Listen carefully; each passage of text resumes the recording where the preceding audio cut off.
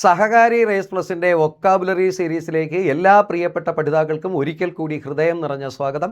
നമുക്കൊരു മുൻകാല ചോദ്യം നോക്കാം, ഒരൊറ്റപ്പദവുമായി ബന്ധപ്പെട്ടത്. ഒറ്റപ്പദം എഴുതുക, ക്ഷമിക്കാൻ പറ്റാത്തത്.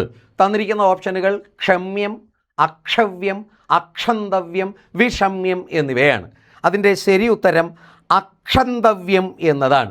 ക്ഷമിക്കാൻ പറ്റാത്തതാണ് അക്ഷന്തവ്യം, ക്ഷന്തവ്യമല്ലാത്തത് ക്ഷമിക്കാൻ പറ്റാത്തതാണ് അക്ഷന്തവ്യം. ക്ഷമ്യം എന്ന വാക്കിൻ്റെ അർത്ഥം ക്ഷമിക്കാൻ കഴിയുന്നത്, ക്ഷമിക്കത്തക്കത് എന്നാണ്. അക്ഷന്തവ്യം ക്ഷമിക്കാൻ കഴിയാത്തത്. നോക്കാം, മറ്റു ചില ഒറ്റപ്പദങ്ങളുടെ പട്ടിക നമുക്കൊന്ന് പരിശോധിക്കാം. അപേക്ഷിക്കുന്ന ആൾ, അതാണ് അപേക്ഷകൻ അല്ലെങ്കിൽ അപേക്ഷക. പുല്ലിംഗമാകുമ്പോൾ അപേക്ഷകൻ, സ്ത്രീലിംഗമാകുമ്പോൾ അപേക്ഷക. അപേക്ഷിക്കുന്ന ആളാണ് അപേക്ഷകൻ അല്ലെങ്കിൽ അപേക്ഷക. അതിരില്ലാത്തത് നിസ്സീമം. സീമ എന്ന വാക്കിന് അതിര്, അതിർത്തി എന്നൊക്കെയാണ്. സീമയില്ലാത്തത്, അതിർത്തിയില്ലാത്തതാണ്, അതിരില്ലാത്തതാണ് നിസ്സീമം. നിസ്സീമം. കൊട്ടാരത്തിലെ സ്ത്രീകളുടെ താമസ സ്ഥലമാണ് അന്തഃപുരം. അന്തഃപുരത്തോട് ചേർന്നുള്ള ഉദ്യാനത്തിൻ്റെ ഒറ്റപ്പദമാണ് പ്രമദവനം.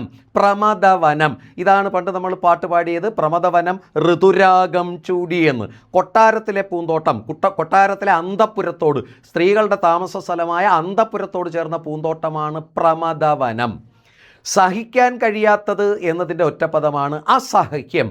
അസഹ്യം, സഹിക്കാൻ കഴിയാത്തതാണ് അസഹ്യം. കാണാൻ കഴിയാത്തത് അദൃശ്യം, ദൃശ്യമല്ലാത്തത് അദൃശ്യം. മറ്റൊരിടത്തും കാണാത്തതാണ് അനാദൃശ്യം. അദൃശ്യം, അതാണ് അനാദൃശ്യം.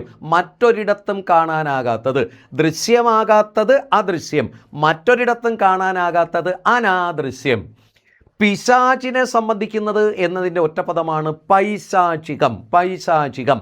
അവർണ്ണനീയം എന്ന വാക്കിൻ്റെ അർത്ഥം വർണ്ണിക്കാൻ കഴിയാത്തത് എന്നാണ്. അവർണ്ണനീയം, വർണ്ണിക്കാൻ കഴിയാത്തത്. ഉദ്യോഗത്തെ സംബന്ധിക്കുന്നത് ഔദ്യോഗികം, നിഷേധിക്കാൻ കഴിയാത്തത് അനിഷേധ്യം. ഉദ്യോഗത്തെ സംബന്ധിക്കുന്നത് ഔദ്യോഗികം, നിഷേധിക്കാൻ കഴിയാത്തത് അനിഷേധ്യം. ഇപ്പോഴും നമ്മൾ കുറച്ചേറെ ഒറ്റപ്പദങ്ങൾ പരിചയപ്പെട്ടു. ഇത് നിങ്ങൾക്ക് പരീക്ഷയ്ക്ക് സഹായകരമാകും എന്ന് കരുതുന്നു.